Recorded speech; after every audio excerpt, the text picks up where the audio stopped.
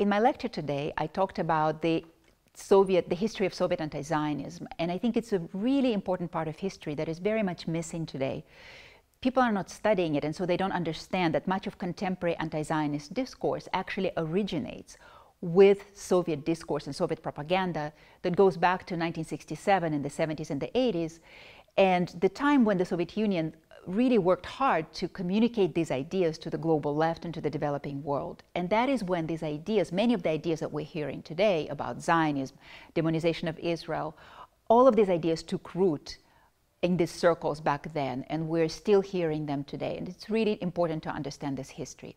And another idea that I think is really an important takeaway from my presentation is that whenever these ideas, and they're really very much conspiracist ideas about Zionism and Israel, whenever they take hold of a society and whenever political culture assumes them by default, anti-Semitic outcomes for Jews follow. We know this from the history of Soviet Jewry, from people who lived under this kind of anti-Zionist propaganda for generations. And it's really important to understand this history.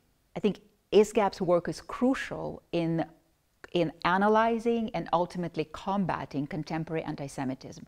ISGAP brings together scholars, students, teachers. ISGAP is building a community. So it's not only research, but it's also the building of a community and a network that's going to be crucial in this fight.